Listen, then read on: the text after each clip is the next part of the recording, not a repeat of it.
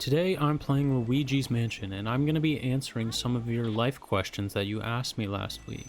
How do I deal with suicidal depression, or at least with suicidal thoughts? I failed to KMS once, but the desire to do it again keeps coming back, no matter the fact that it was painful. I tried smoking and drinking to deal with everything, but it only made things worse, and now I'm a full-time smoker, but thankfully not an alcoholic yet. Maybe I should take some meds, but I don't want to get into a psych ward. It's fine if you don't have any useful advice. Well, when I was a kid, I failed too. But the difference between you and me is I don't smoke or drink anymore. Honestly, I was in your position a little while ago. Like, not too long ago. I used to numb myself here and there. The truth of the matter is, you're not really alone in having suicidal thoughts. I'd say about 75% of the people who were born after the age of the internet have had suicidal contemplation before. And it's not uncommon for people who survived an attempt to continue to have thoughts like that. That's just a common medical thing. My advice is just to take them as thoughts. Just brain chemistry signals. My suggestion, talk to a psychiatrist and maybe a therapist. They're not going to send you to a psych ward. I seriously doubt that if it was a while ago and you've changed a little bit. They'll probably put you on some, not antipsychotics, but maybe some antidepressants or something like that. Maybe an anti-anxiety. If they put you on an SSRI, be careful. It does have the tendency to make you a little colder, a little less thoughtful. I'm not a big fan of SSRIs. I think the impact they have on judgment is a little more difficult to manage compared to the depression blocking effects. I'm pretty sure SSRIs block serotonin, but I'd say the best way to manage your thoughts is to kind of just talk about it. There's no real cure to that kind of, feeling. Because this is a very common thing that happens with people in our sort of generation. The people who have been manipulated by the internet to the point where our brain chemistry is physically different from those who did not have access to it while they were developing. Having access to literally any form of human knowledge while you're developing has caused our dopamine and serotonin receptors to just get so numbed out that it takes a lot more to satisfy us in a way. That's why so many people are depressed and anxious, because it's so difficult for us to feel accomplished. What also kind of played into that was the everyone gets an award sort of thing, which was also a byproduct of the internet, because more kids were crying that they didn't win something, so everyone got an award. It makes failure a lot more impactful. And when you continuously fail over and over again, you start to get into this negative cycle where you kind of have to supplement your dopamine and serotonin receptors. So you're not alone in having these contemplations, because it's almost everyone in our generation. My advice, quit this drinking. If you're smoking weed or cigarettes, I suggest getting off the weed. Pot has this very deceptive way to it where it's like, oh, it's non-addictive, so I can just keep using it without consequence. Oh, it only impacts my memory. That's something I'm willing to sacrifice. Truth is, it kind of just feeds into that serotonin abuse. So yeah, stop the drinking and the weed smoking, if that's what you meant by smoking. Honestly, my views towards nicotine ingestion is a little different. I'm kind of biased. I don't smoke. I use other forms of nicotine intake. It just helps me think. It definitely helps me work through harder thoughts. I'm gonna move on to the next question. This is the part where I ask you to subscribe. Please subscribe. That'd be very nice of you. Maybe leave a like or a comment. I fell in love once 5 years ago, and it was a very toxic relationship. We argued all the time, and most of the time it was not even what I want. And neither of us had the courage to break up until one day, November 29th, 2022, and since that day I can't fall in love, date, or even be sexually active. Even though I'm doing better now, and I'm a functioning member of society, I can't help but miss my life with her, even though we were objectively toxic towards each other all the time.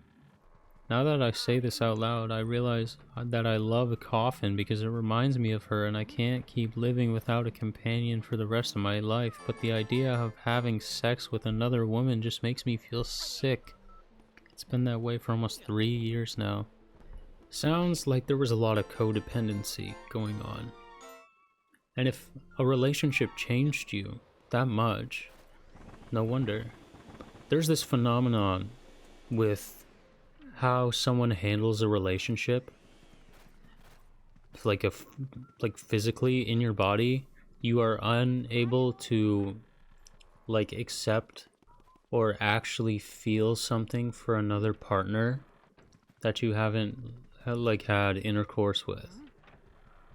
It's like this nervous system memory, and maybe you're just feeling that on a level most people will never get to. The fact that you remember the date that you broke up really goes to show how much this has hurt you. And you're still thinking about it. I'd like to go into the codependency, which I'm kind of picking up on. If there was codependency, I'm not sure. When people become too close, their personalities start to shape each other in ways they can't really deal with. You can reshape your partner's personality to the point where both your personalities are indistinguishable from each other, or are just completely destroyed. That's probably why it was so toxic, because by the end of your relationship, you were two completely different people, and it was because you guys were together. Or it's not because you were together, it's because you were too close. That's what codependency means. Coming up pretty soon, your body is going to finally forget that person. Pretty soon, if my theory is correct. And when that happens and you go back into your next relationship, remember you can be too close. You have to have enough space in between you so that you don't reshape each other's personality, but not too far that it's not actually a relationship. It has to be close and respectful, and you have to be your own people. Otherwise, it will either end or become something meant to be. There also has to be a large layer of trust. You have to do everything for each other, but at the same time have that distance for each other. You have to have some sense of maturity, otherwise you're just gonna end up hurting yourself. I'm going on to the next question. Please subscribe if you haven't already. I'm in a medical college and have a hard time studying. Getting up and getting my work done. Any advice on that? Motivation or how to actually get up and get shit done. I'm going to split your question up into two answers. One where I'm assuming that you're in medical school because you want to be in medical school, and another where you are in medical school out of obligation to someone else. For the first one, if you're in medical school for yourself, it sounds like you may be a little depressed. Getting up in the morning and getting motivated. What I do to help me study is I usually have something by me that will give me a little rush of dopamine. Like, mine is this nicotine brand, Zyn. It helps me focus. So whenever I study, I take one of those and it helps me focus. It doesn't really affect my cognitive abilities. I actually think it may improve them sometimes. But if you're not wanting to use like a smokeless nicotine device, I suggest sugar. Sugar is, as you probably know already, one of the most addictive substances on the planet because you can extract energy from it so quickly. But in the case of studying, you have to associate it with something good, because especially in these higher level classes, it can be a real drag, and some of it just makes no sense at all, and it's really stressful because if you get something wrong and you're planning on being a doctor or a nurse or something like that, it kind of sucks. I'm assuming you don't smoke, so maybe some like jelly beans or something to just munch on while you're studying. Food or coffee while you're studying always helps. Getting up in the morning, what helps is actually going to bed earlier.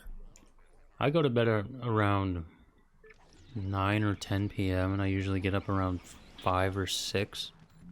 In all honesty, it's really helpful for getting up in the morning because maybe I'll want to sleep until 7 or something. That's how I get up in the morning. And I always have a cup of coffee ready. But if you're in medical school for somebody else, you got to reassess who you're living for. Are you living for yourself or are you living for others? Are you doing it because it's what you've been told? Or it's because it's your calling?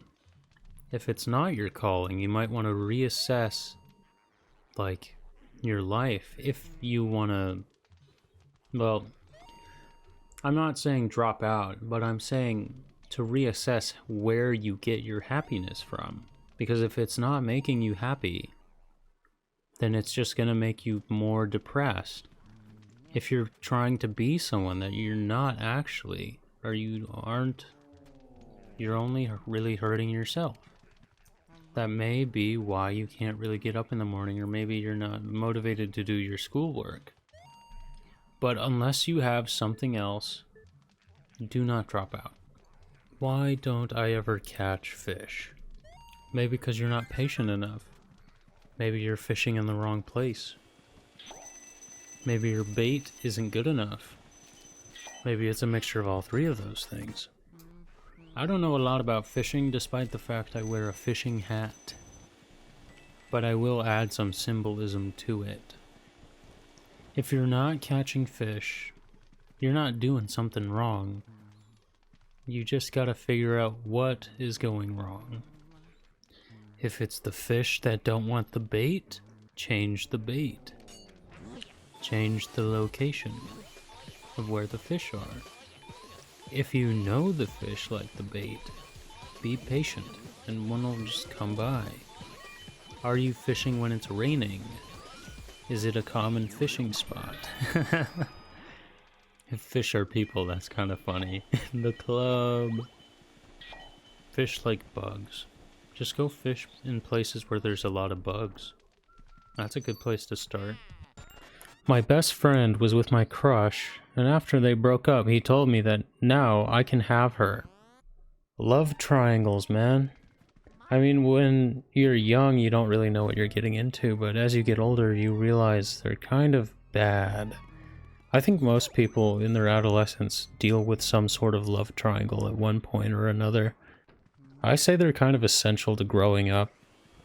But at the end of the day, they're usually harmful, and that's what the lesson you learn is from them. In reality, your friend is probably still going to have feelings for them. But if you do end up going back to them, to your crush, things with your friend might get a little weird. Things for your crush might be a little weird. That is, even if they want to get together with you. Love triangles are very, like, sneaky. Because when you're young, you don't really have the capabilities to, like, identify them at all. And you don't really know what the outcome is going to be. You just have to be able to identify them first, especially when you're older. Nowadays, I'd say they're pretty common, especially among, like, high school kids. My advice, if you want to learn a lesson, I say go for it. If they're up for it, that is. But if they're not up for it and they don't want to get tangled in the strings of having to deal with your best friend again, I'd say let it be. But you don't really know what's going to happen until it happens. I know that sounds really simple, but it's true. Also, keep in mind, if you do get back together, think, is it because this new partner of mine wants to get back with their old partner and make them jealous? Something like that. You always got to think about what is the other person's intentions here. I'm wondering now if your friend left them for you. And if that's the case, I say don't go for it. Because that friendship is much more important, I'd say. But if that wasn't the case and they just broke up because they weren't meant to be or something, sure, go ahead. It's a very hit or miss sort of thing, love triangles. The majority of the time they're harmful and they end up exploding in your face and people get hurt. It's funny, there's this very common thing in chemistry that if a triangle exists, it's extremely unstable and eventually just breaks apart. Two of the three usually get impacted pretty badly, like one of their bonds gets broken. I know that's kind of boring, but that's kind of how I see the world. Bonds. So yeah, if you want to learn a lesson, go for it. But if you don't want to, then don't, I guess. Because if you do end up learning a lesson, that kind of lesson hurts in the end. But it does make you a better person overall. It will make you wiser at the cost of your sanity. Like a lot of things. Is it wrong for me to relate to Andrew Graves on so many levels? It feels like I'm acting, trying to be a productive, normal member to society, but at my heart, I'm a spineless, stupid, motivationless piece of shit just like Andrew. Here's the thing. Everyone is pretending. Everyone has a mask on, and it takes a lot of courage not to wear a mask. And the people that don't wear the mask tend to be the most successful. The honest ones. But relating to Andrew Graves, in that story, the character was written so that people can put them in their shoes. Or maybe that wasn't the intent at first, but it definitely is now. It's an antihero, so to say. As long as you can put yourself in the character's shoes, then, well, I don't know. But the fact that you're calling yourself a spineless, stupid, motivationless piece of shit kind of makes me think that you're not a big fan of yourself. And I wonder why that is. It probably stems from the fact that either you think you are a bad person or you think your environment is bad. And it's at that point you kind of have to ask yourself, how can I make myself better, or how can I change my environment? Because if you don't want to be sad and depressed all the time, you gotta find a way to be happy and live with yourself. And that usually involves change. The thing about Andrew Graves is, the way he changes is always in a downward spiral. And that's just not a normal thing people do. The reason Andrew Graves keeps spiraling down more and more is because he wants to have sex with his sister. And the fact that he just lives alone with her, pretty much. But he's not acting. He doesn't wear a mask. That's just him, that's the character. But if you're wearing the Andrew Graves mask, you're gonna start to feel like a motivationless, spineless piece of shit, and you kind of got to figure out, hey, I'm not this guy. Just because I relate to this guy does not mean I'm actually him. Your name is Anders Graves, I noticed. And I don't know why that is. Maybe you want to have sex with Ashley. But I don't know, man. You gotta find a way to be happy. And you're not gonna find happiness through relating to a sad, depressed fictional character. And no matter how spineless or stupid you think you are, there's always room to grow. You can grow a spine, in a sense. You can regain your motivation, and you can become a smarter person overall. Those things aren't like stagnant things. You can do things to better yourself. But maybe that's, if you don't want to do that, change is really scary for some people. And some people just don't want to. And that's okay too, I guess. A lot of people put up an act. A lot of people wear masks. And when you stop wearing a mask, people start judging you. I kind of noticed that. Despite the fact I wear a mask in videos, it's mostly just me. Or who I am now and how I change. That's why some people are really intimidated by me, because I'm not a stagnant person. I change who I am, or not, I don't like inherently try to change, I just am open to it. Like, no matter what the sort of change is, I'm open to it. Because being a stagnant person means you, like, I don't know, it sucks. Like, change, whether it's good or bad, is still like growth in a sense. That's how I think about it, at least.